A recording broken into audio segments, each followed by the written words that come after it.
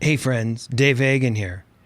What do Ben Franklin, Bill Gates, Warren Buffett, Oprah Winfrey, and Jack Ma all have in common? That's today on the Financial Wellness Podcast.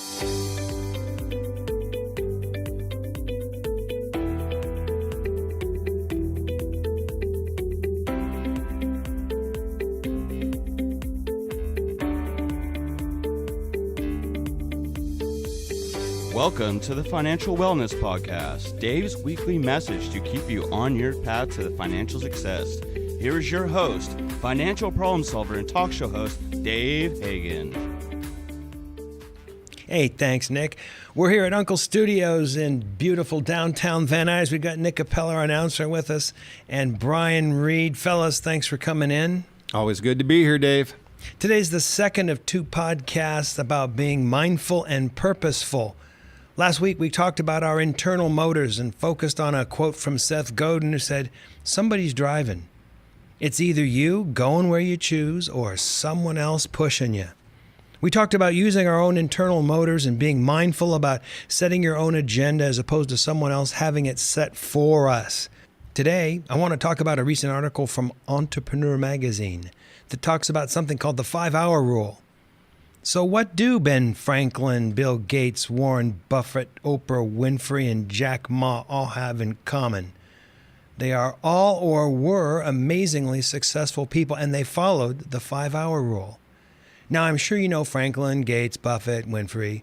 I think we can all agree they're pretty successful. However, some of you might be saying, who's Jack Ma?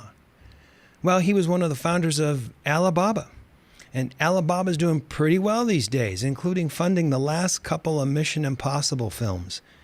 If you don't know what that is Alibaba, not Mission Impossible, consider it your first assignment of being mindful and go to the internet and find out. Now, this 5-hour rule was coined by Michael Simmons, the founder of Impact. Like so many powerful concepts, the idea is really pretty simple. No matter how busy they are, successful people set aside at least an hour a day or 5 hours a week that can be classified as deliberate practice or learning. Now, probably the most obvious way to learn is to read. Just pick up a book on something you want to know more about, turn on your internal motor and read. Socioeconomist Randall Bell, in his book, Me, We, Do, Be, that's the name of it, he said, those who read 7 or more books per year are more than 122% more likely to be millionaires as opposed to those who never read or only read 1 to 3 books a week. Now, our goal here isn't necessarily to be millionaires per se. However, to be purposeful and ultimately successful might also have a nice byproduct, $1 million in the bank, right? I guess you don't even have to read a book to learn. Turning your motor on and finding answers to questions on the internet can be a form of learning. The collective knowledge of the world is pretty much on the internet these days. It's just there for the taking. A great place to learn. That is, if you resist clicking on those links about the Kardashians, right? They live around here, so don't even get me talking about that. In fact, to learn, sometimes you don't even need to read. An hour of reflection on what you learned at work last week or a recent seminar and taking down a few notes can be an important way to learn. Thomas Edison used to use this time to do quick experiments, putting what he learned into action. Jack Ma has said that he likes to take what he's learned and experiment with putting it into action in real life. Now, it's been suggested that this hour of mindfulness should be likened to working out, an hour a day or even just 30 minutes if that's all you got. It keeps you tuned up and fit, stronger and better able to handle the task at hand. In our case, developing and pursuing your path to financial success. What was the last book you read? Was it for pleasure or for learning? If it was for pleasure, that's okay. One of life's real pleasures is reading a good fiction book on a warm, sunny day. The last book I read was Origin by Dan Brown. Same guy that wrote the Da Vinci Code. Get it, read it, it'll blow your mind. Just remember that it's mostly fiction. But when was the last time you consciously grabbed a book to learn something? Maybe a while? If anyone asks, I recommend The 7 Habits of Highly Effective People by Stephen Covey. I've read it many times, and it's a life changer. We'll refer to it from time to time on future podcasts here, so get it, read it if you haven't done it already. It talks about 7 ways that humans can get and stay grounded in their core ideals and stay effective. It's been a bestseller for many, many years. Now, the point here is that the hour-a-day rule forces us to take some consistent action to expand our knowledge base. It causes us to be more mindful as to where we're going and what our ultimate destination might be. The more information we have on various topics, the more tools we have, and we tend to make better decisions. We need to do it on a consistent basis, because if we don't, others will slowly force their way into our process, and before we know it, we'll be pursuing their agenda, not ours. This is Dave Hagan, and you're listening to the Financial Wellness Podcast. You've been listening to the Financial Wellness Podcast, Dave's weekly message to keep you on the road to financial success. If you'd like Dave to answer any of your questions, email them to dave@davidrhagan.com. If you like the podcast, you can subscribe to the podcast by hitting the subscribe button in your app. You will automatically get a reminder each time Dave uploads a new episode. Or you can use the app to share this episode with your friends and family. Let's listen in now as Dave answers some emails. All right, this is going to be fun. We've got an audio question here that came in from the website. It's an airing of our first audio question. Yeah, this should be fun. The financialwellnesspodcast.com. Someone clicked on that button, send me the email, and they are now going to be on the show. So let's listen to that question. Hi, I'm Cheryl from Santa Clarita. I've been listening to your podcast on student loans. So should we never get a student loan? How do I get ahead in life? I love your podcasts. They're so informational. I look forward to hearing back. Well, Cheryl, there's 2 questions there, and let's take them in reverse order. The first is, how do you get ahead? When I was growing up, I had to go to college. That was the common wisdom. Go to college to get ahead. I'm not sure that's necessarily the right way to think about it anymore. There's lots of people writing things out there about, hey, you don't need to go to college necessarily. So to get ahead, no, you don't necessarily have to go to college. A good idea if you can, but it's not that necessary, and certainly not part of the conventional wisdom that it used to be. The second thing is, if you're going to get a student loan, if you need to get a student loan, you need to look at your entire educational picture. What kind of resources does your family have? What kind of loan? How much money are you going to need to borrow? What are you going to be able to earn? Very specifically, when you get out of school, are you willing to be locked into a certain major or a certain occupation when you get out so that you can repay that student loan? These are all things that you have to think about. You have to look at it in a holistic manner. I'm not necessarily saying stay away from student loans altogether. Certainly they had their place back when I went to school, and they have a place now, but certainly not just go out and just get student loans and say, well, it's the only thing I could do. Because if you end up getting student loans like you're going to med school, and you don't end up going to med school or law school, and you end up doing social work, you're going to have a real problem paying for those student loans. Even if you end up in the career that you want, if you don't watch those student loans, they're going to bite you. Remember a couple of episodes we had someone, Brian, talking about, was it the orthodontist with $1 million in debt? I mean, someone who just, didn't pay attention, and it was only $600,000 in debt, but it grew to $1 million with the interest. And he deferred it. Deferred, and it was over $1 million. Killed him. So you got to have a very specific plan, and you got to be willing to limit your choices if you're going to borrow that money. The other thing is, I don't know that necessarily everyone needs to go out and go to a big 4-year branded university or school. If money's going to be an issue on your education, hey, maybe you go to a junior college for a couple of years, get the prerequisites out of the way, and then you go to the branded university. There are cheaper ways to get that education these days, and it seems to me we ought to look at that and be more cognizant of that. At the end of the day, where you go to school is going to make a difference with your education, but also the brand on your resume. And if your brand or your resume has that brand of the last 2 years, that's what they're going to look at. Heck, I knew some guys and gals that were going to like graduate school. They were getting into like Harvard. And so they were putting on their resume right at the top, yeah, I went to Harvard. And everyone was going, wow, you must be really connected. That's quite an education. But, well, no, they went and got an MBA. Or then someone took it even further and they went, well, I went to this 6-week course on communications at Harvard. and people would look at the resume and go, well, here's a Harvard grad. We'll have to pay them a lot of money. Now, what if somebody just said, yeah, I went to Harvard.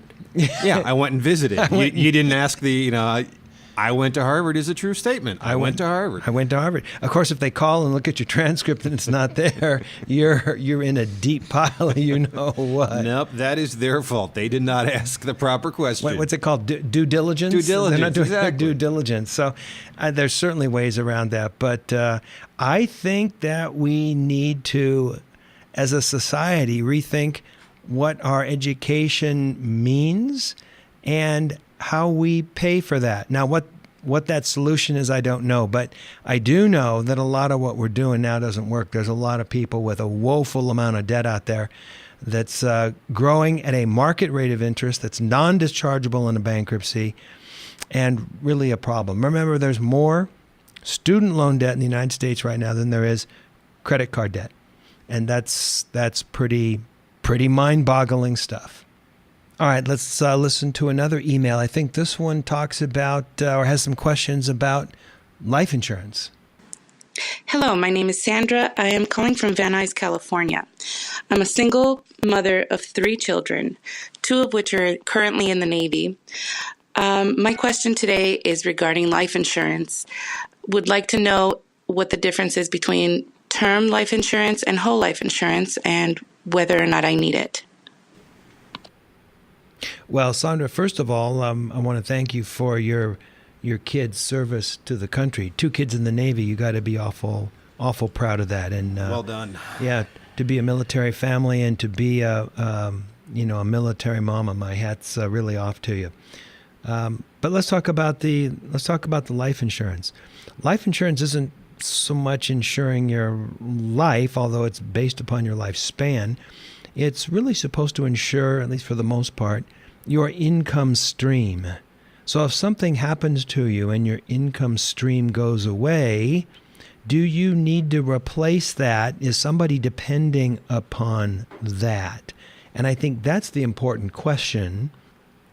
If you were to have something happen to you, who depends upon you? Certainly not the 2 kids that are in the military. The military is going to take care of them. The country will take care of them. They'll have VA benefits and all sorts of benefits when they get out. They're going to see the world. They're going to get paid. They're going to do okay. But I think I heard you said that there was another child who wasn't in the military, and I'm going to assume that that's a younger child, and I'm going to assume that that child is dependent upon you for your income stream. If that's the case, yeah, maybe you should have some life insurance. Now, you mentioned 2 kinds of life insurance. One is term and the other is whole life. Term is what you really want to think about, in my opinion. Term insures your life. It pays if something happens to you. It's an insurance policy. Whole life, on the other hand, has an investment component. You put more money in, it's more costly. It builds up some kind of a value. It's more of an investment device that also has a payoff in the event something happens to you. More expensive. You have an insurance company basically investing your money. I'm not a big fan, but I think to have term insurance until your youngest is out of the nest, if you will, that makes a lot of sense. So that's what I would do. Term life insurance for your youngest. When that child's out of the house, then you don't really need to insure your life, because if something happens to you, you're not really going to care so much about that money at that point, right? You'll be looking down and go, yes, there's some wealthy people left behind. I can't believe how many people think that they need to leave behind something for their kids. And one of the ways that they try and do it, Brian, is with life insurance. And my thought is, hey, if you got an upbringing and education, after that, you're kind of on your own. You don't want all your kids sitting around at Thanksgiving going, do you think she'll choke on it this year? Do you think this year? Come on, Debbie needs a new pair of shoes. That's right. Yeah, give her one of those spicy pickles. See if she'll cough. Bad. All right, let's take a written email this time. Brian, what do you got? We've got one from Steven, and Steven writes in, Dave, I hear you talking on the podcast about not driving too fancy a car. However, here in Hollywood, it's all about how you look to others. I want to follow your advice, but I'm feeling like I can't because of my job. Any suggestions? Steven. Whoa, Stephen, in Hollywood, it's all about how you look. It's all about how you look, and that's how I was brought up. You know, near Hollywood, we'd go walk around the Hollywood Boulevard, Vine Boulevard, and it's all how you look. It's a great big pose down in Hollywood. Fascinating to watch. All fake. It's crazy stuff, and it's about the cars too. I see people, struggling riders, riding around these big old fancy cars. I see these cars that must cost $1,000 a month in payments. Rolls Royce, Mercedes Benz, big BMW, all over the place. Jaguar, all over the place. And you know that these people can't be affording these big car payments. And you know, these are $1,000 or $100,000 cars. Who's got like $100,000 to drop down on a car? There aren't that many successful people in Hollywood. So, Stephen, I just still wouldn't do it. I mean, why walk on a tightrope and take the risk of falling just to look good? What I would do would be to flip to the eccentric side of Hollywood. Get an old Carmen Ghia. Get an old Porsche 914, that really low flat one with the roof that comes off. Be different, be eccentric, be crazy. Make sure it looks nice, but you don't have to drive around in the big, all super fancy car. It's amazing out here what you see and what happens. There's a Beverly Hills Mercedes, and you go to pick up a car, and they put your name on the sign and go, "Welcome, Mr. Hagen, to pick up your new car." Who does that? That's the craziest thing. So, yeah, Hollywood's a big pose down. Of course, they drive around a nice car and then they go back to a little apartment, just off of Melrose somewhere. But I think you make a great point, Dave. It's Hollywood. It's a story. This story is this guy, is Steven. And if you have a reason that you can sell, I think that's a great way to drive an old car. You make it a classic or something. Absolutely. And I think you can do that in Hollywood. I the best man in my wedding was living in a small town outside of L.A., away from Hollywood. And he was driving an old blue refurbished pickup truck, which was light blue, baby blue. It was really a pretty car. But his partners even pulled him aside out there and said, and in the law firm, we want you to ride a BMW or a Benz. And he goes, "You mean I can't drive around a car like I like?" And they know we have an image to uphold even out here. So crazy stuff. But Steven's in a good position, though, because it's Hollywood. Like you said, it's crazy. You can get away with eccentric. Oh, yeah, you absolutely can. Another thought would be get like an old VW and have it wrapped so it looks like a Benz or something, that plastic wrap. No one will know. Oh, man. I've got a friend of mine who works for a big law firm out here, and he just doesn't care about the car so much, drives a Prius. And when he made partner, he parked his Prius in the partner parking lot, and I said, "Well, they're going to hammer you. You got to have a big car. You're going to be a part of a big metropolitan law firm." And he really didn't care, and he parks the car there. And sure enough, the first day, senior partner calls him into his office, and he says, "We noticed you park your Prius in our lot, and we want to commend you for being green. We think that's a wonderful thing, and pat on the back to you. And maybe more of us should be green." So it backfired on him. Yeah. It backfired on him. I told him, I said, you got to go out and get a 5 or 7 series at least. And he goes, no, I don't want to do that. So interesting how that works out. What we drive around in is a big thing out here. I remember one time I saw Muhammad Ali going down the freeway, and it was a Rolls Royce. And he was driving it himself, and a whole line of people started following him on the way to, I think he was going to Venice. It was pretty cool, but it was pretty obvious that he wanted to be seen, and he wanted people to wave at him, and he wanted to be noticed. The other side of the coin was Johnny Carson. Johnny Carson lived on the west side, and the studio was out in Burbank, and he would drive home. He had a nice car. We saw him at a lot, and he waved at us. I think we caught him picking his nose at a light, and he waved at us. Real nice guy, but he liked driving his own pretty understated car. He didn't really feel that he needed to be seen at that point. So there's different points of view for that, but I like the eccentric thing. I would go with the eccentric thing rather than buying the big expensive car, although that's a pretty good excuse if you're talking to the wife. Hey, it's a requirement of my job, honey. I gotta drive that red Tesla, Well, hey, that's all the time that we have this week. Next week we're going to talk about a follow-up to these darn IRS calls. Interesting developments in the last couple of weeks. This is Dave Hagan, and you've been listening to the Financial Wellness Podcast. You've been listening to the Financial Wellness Podcast, Dave's weekly message to keep you on the road to financial success. If you'd like Dave to answer any of your questions, email them to dave@davidrhagan.com. Until next week, this is your announcer, Nick Appel, wishing you every financial success.